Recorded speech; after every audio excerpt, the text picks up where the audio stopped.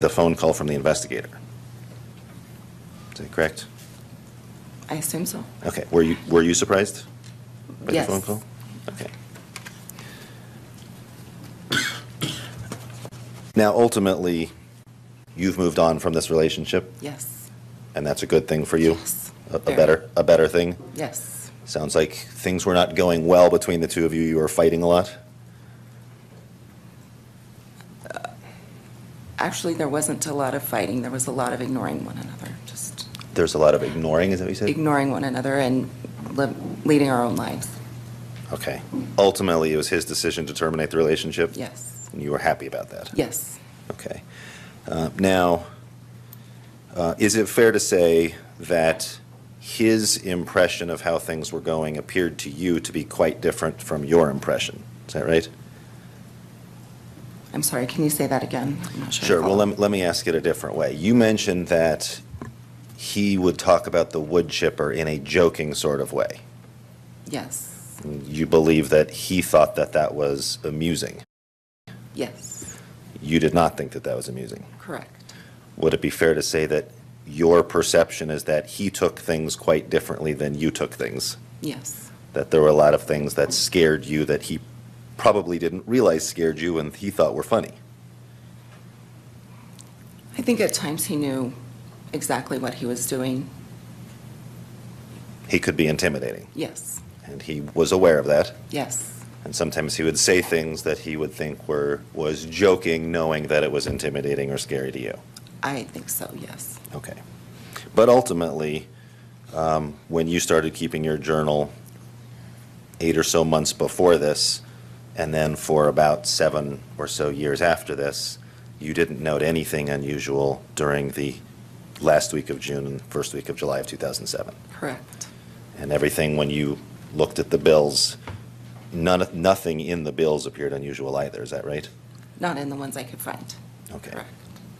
All right. Thank you. No further questions.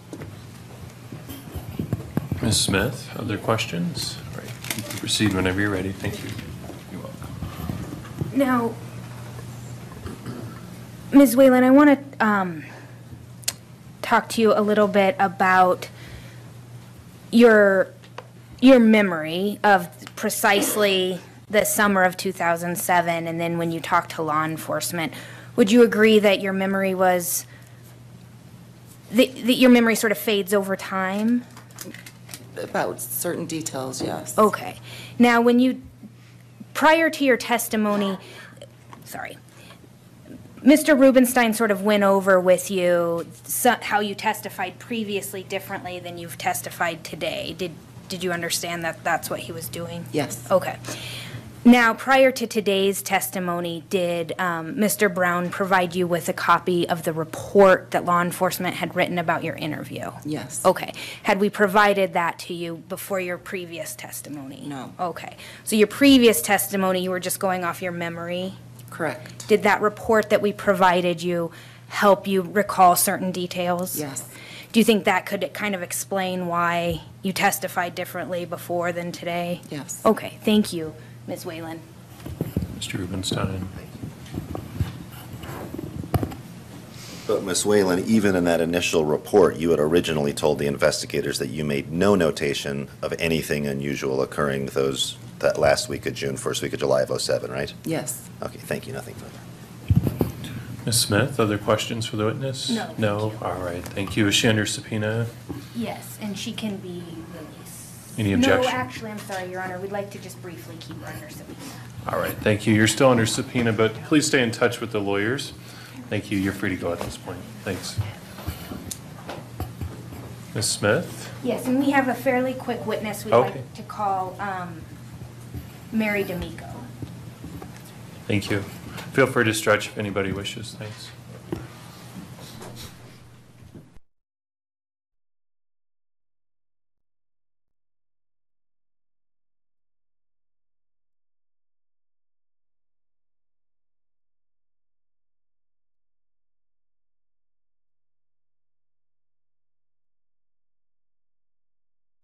If you could approach, I need to give you an oath before you testify. We do have a black cord stretched across your walkway.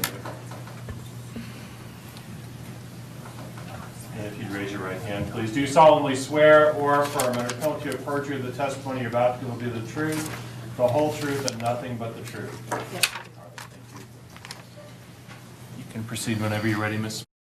Smith. Thank you. Thank you. You're welcome.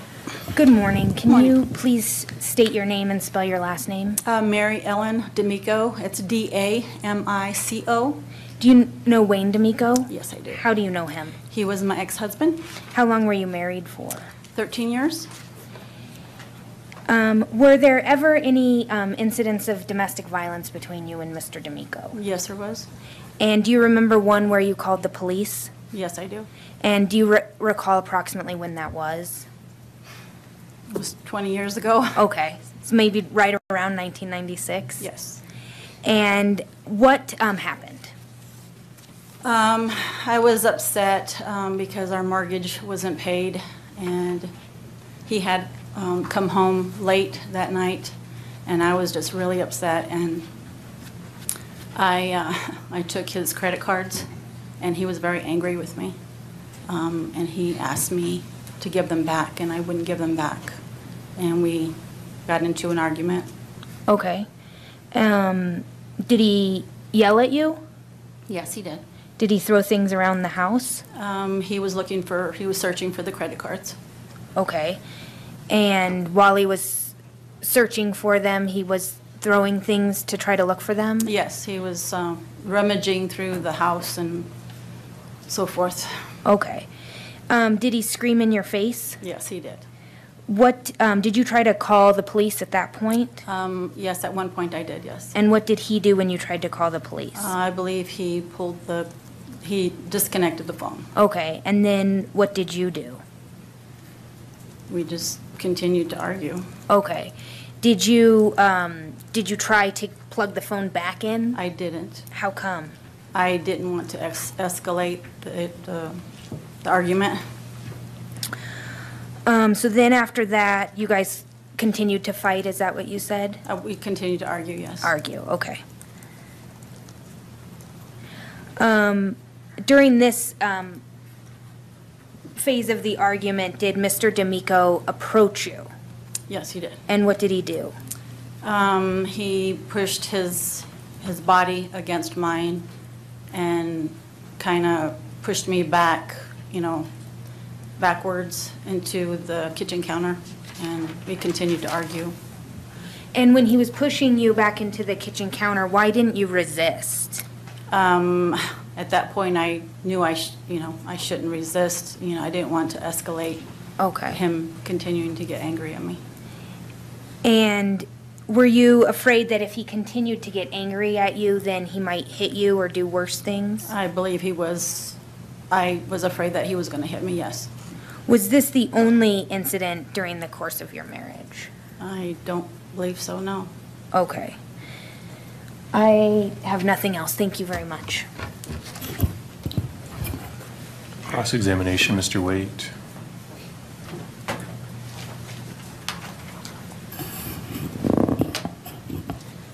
Good morning, Ms. D'Amico. Good morning.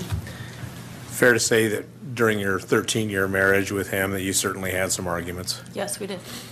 This was one of the worst arguments you had. One of the worst, yes. Okay. During the course of that, he was rummaging around things. He wasn't breaking anything, just kind of rummaging. No, he never broke things, no. Okay. Yelled at you, screamed in your face, disconnected the phone. Yes. Okay. And at one point pushed his body against you. He used his body, yes. Okay. You said you were afraid he was going to hit you. Did he ever hit you? No, he never hit me. Okay. Did you have any injuries at all out of this? No. Okay, thank you. I don't have anything else, Judge. I have no Ms. Smith? follow-up. Okay, is she under subpoena? She is under subpoena and she can be released. Any objection, Mr. Wade? No objection. All right, thank you. You're released from your subpoena, free to go. You're welcome. Thanks. And Your Honor, we Ms. actually have Smith? one more quick witness. we'd like Okay, to that's try- fine. We have Okay. 7 minutes, so or 8. Thanks. Blake McClellan. Thank you. Feel free to stretch if anybody wishes.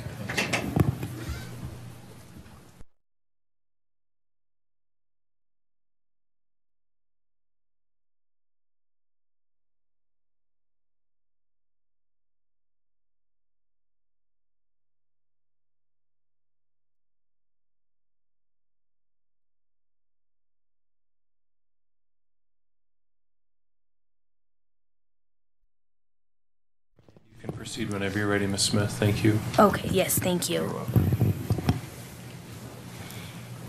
Good morning, investigator. Good morning. Can you state your name? Blake McClellan, How do you spell McClellan? McClellan, And where do you work? with the Mason County Sheriff's Office. And what, are you an investigator there? I am. I'm currently assigned to the Drug Task Force. Oh, okay. And did you help out with the case of Ms. Bergfeld in 2012? Yes, I did. And did you, in the course of your work on this case, interview a woman named Lisa Whalen? Yes, I did. And did you interview her about Mr. Wayne D'Amico? Yes. In the course of this conversation, was your objective to ask about some specific statements that you heard Mr. D'Amico make? Yes. Okay. In the course of that, did Mrs. Whalen share additional information with you about Mr. D'Amico and their relationship? Yes. When she was giving you, did she share with you some pretty specific experiences that she had with him? Yes. When she is talking to you about Mr. D'Amico, what is her demeanor like? Initially, she was fine. The longer I talked to her, her demeanor progressively got, she became more and more upset. Okay. And was this over the phone? Oh, yeah, it was. Yes, it was. Okay. So did you hear her voice quivering? Yes. And did it sound to you like she might be getting upset and starting to cry? Yes, it did.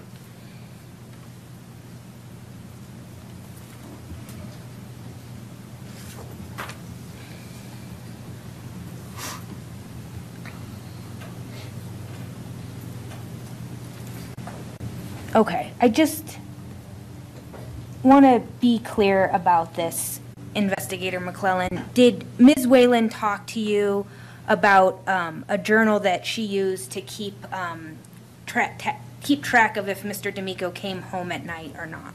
Yes. Did she check that journal for the last week of June, first week of July 2007? That's what she told me, yes. Okay. And then what did she tell you about whether or not, about having any documentation about him being home or not? She said there was no documentation. Okay. Did she say that there was no documentation about whether he was home or not? Yes, she couldn't tell me either way, whether he was there or not. Okay.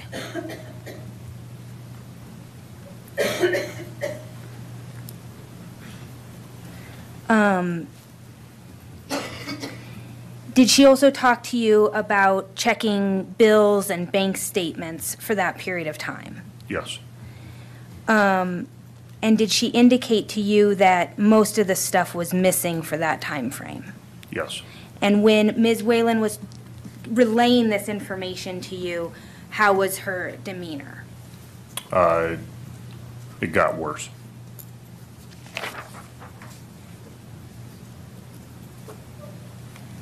Now, after you interviewed Ms. Whalen, did you interview Mr. D'Amico? Trying to think which order that came in. Well, maybe I can help you I out. believe I interviewed him first. Oh, I see. Yes, you interviewed Mr. D'Amico in March and then Ms. Whalen in April? That is correct. Okay. Did you do any investigation into Mr. D'Amico after that April interview?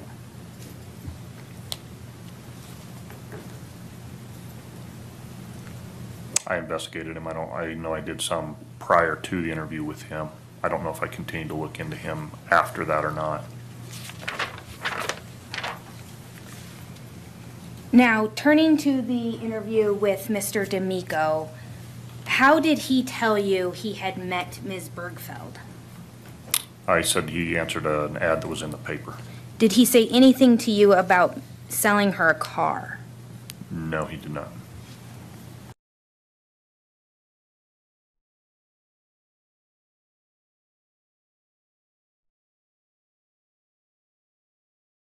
Heads with Ms. Bergfeld? Yes, I did. Why did you ask that question? Just see if there was any animosity between the two of them, or if he was upset at her for any reason. And in response to that question, what did he explain to you? He said he wouldn't really call it bumping heads.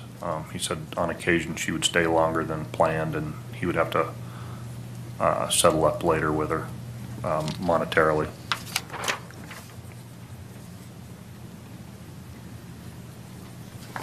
So even though he sort of took exception to your term bumping heads, that part of the context, that part of the conversation was when you were trying to see if maybe there were any issues, minor or large, but any sort of issues between he and Ms. Bergfeld?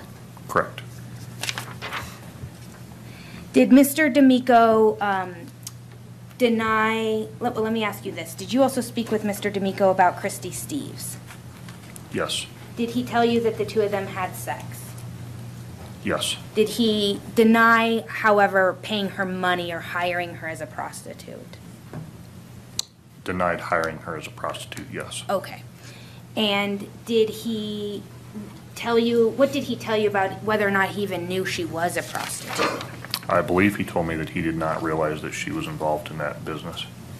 So did he tell you anything about meeting, let me see if I can get this straight in my head. Did he tell you anything about meeting Ms. Steves through Ms. Bergfeld or vice versa?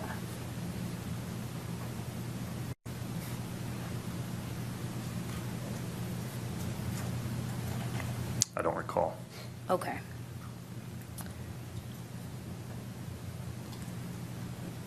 Let's see. Well, didn't Mr. D'Amico tell you? Well, didn't Mr. D'Amico tell you that he didn't know? Objection, leading. Okay, I can rephrase. I will concede that objection. What did Mr. D'Amico tell you about his understanding of whether or not Ms. Steves and Ms. Bergfeld knew each other?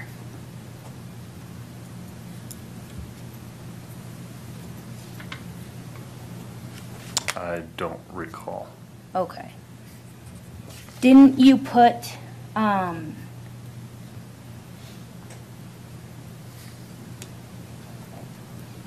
in your report that you asked Mr. D'Amico if Ms. Steves knew that Mr. D'Amico knew Ms. Bergfeld? I'm sorry, can you rephrase that, please? Yeah, I'll just hand you your report.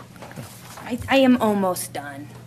Okay, And thank you. May I approach the witness? Yes, that's fine, thank you. I have here pages 421 through 423 of discovery. Okay, here's your report, right?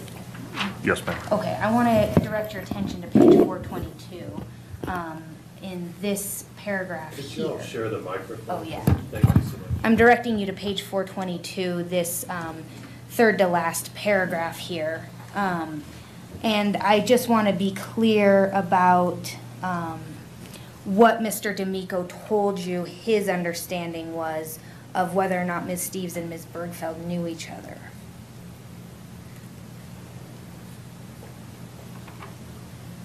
I'm sorry, I'm not finding her. I wanted you to read this sentence here.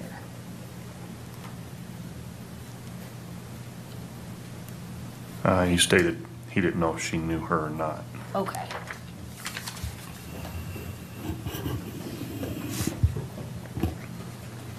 Did Mr. D'Amico ever, you were there to ask him about these wood chipper statements he had made, right? Correct.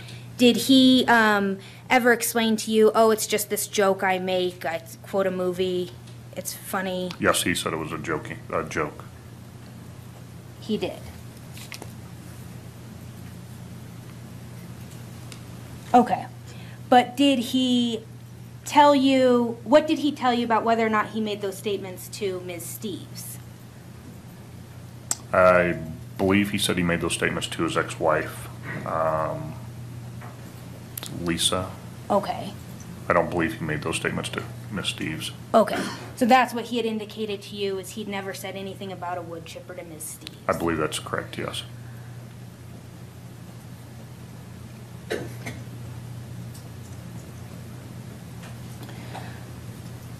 Did he give you it, did he make any sort of admission about making any sort of statements to Ms. Steves about killing Ms. Bergfeld or being involved in her murder? No, I believe he said he did not make any statements Okay. like that to her.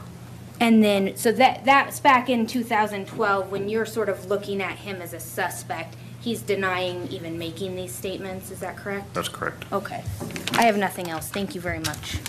Mr. Rubenstein? Judge, I have like 3 or 4 minutes. The court's okay. Yeah, sure, and then we can just come back a little after 1. Thank you. Sounds good, thank you. If that works for our jurors. Good afternoon, sir. All right, thank Good you. afternoon.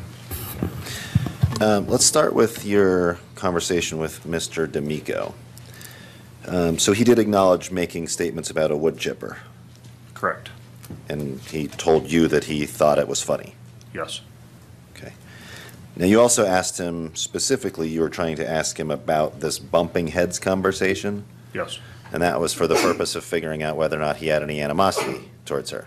Correct. And this was your idea to bring up bumping heads, Yes. and he didn't, he thought that was an overstatement. Is that a fair characterization? Yes, he did. He said that he would not characterize that as bumping heads. But the way he said it was that's going too far, Yeah, that was the impression that I got. and then he described, tell me if I'm mischaracterizing this, and then he described what was the only thing he could think of that was similar. Is that fair to say? Yes. And the thing he described was, on occasion, she would stay longer than planned, and he would have to settle up the finances with her later on the business side of things. Correct. Was there any other animosity he described? Not that he told me about. Okay. Now, you spoke with Miss Whalen about her keeping a journal. Yes. And the purpose of that was because you were trying to figure out if there's anything in her journal that would indicate anything odd? Correct. She brought the journal up to me. I was unaware of it prior to her telling me about it. Yes. Okay. And she indicated that she had a journal and would look into it? Correct. When she talked to you, her specific statement was that she did not have any documentation whether he was home or not, That is correct. meaning there was an absence of information entirely. Yes. Now, Ms. Smith asked you about her demeanor as this conversation progressed. Would you agree that having the police show up to your house and ask you about your ex-spouse's possible involvement in a murder would be something that would be startling? Yeah, I think it would startle most people. As the conversation progresses, you would get progressively more concerning as to whether or not that happened? I think that's reasonable. How much notice did she have that you were going to show up to her house? Or was this over the phone? Over the phone. How much notice did she have that you were going to call her up with this being the topic of discussion? When she picked up the phone and I identified myself and started asking her questions. So she didn't know at all prior to you actually calling her? That's correct. So it would be fair to say that you don't have any idea if the reason she was upset was because of you upsetting her about the topic of the conversation as opposed to any other reason. That's accurate, yes. Okay. Thank you. I have nothing further. Ms. Smith, other questions? Yes. Okay, sure. I guess, investigator, I just want to be clear, because you, Mr. Rubenstein asked you, oh, wouldn't it be startling if an officer shows up at your house and starts asking you questions? But this was over the phone, right? It was over the phone. And you actually document in your report where Ms. Whalen is getting more tearful and more upset the more you talk about Mr. D'Amico, right? That's accurate. And as she discovers that there's things missing from her filing cabinet during the precise time that Ms. Bergfeld went missing. Correct. Okay, I have nothing else. Mr. Rubenstein? Nothing else. Is this witness under subpoena? Does he need to remain under subpoena? We have Ms. him Smith? under subpoena for other issues, so we'd like to keep him Okay, that way. all right, thank you. You're still under subpoena, but free to go at this point, sir. We'll go ahead and take our lunch recess, ladies and gentlemen. Please remember all the instructions for the recesses. We'll start up in the courtroom at 1:10, and then if you can just be back in time to get started then, I'd appreciate it so much. Thank you again for being so prompt. Please rise for our jury.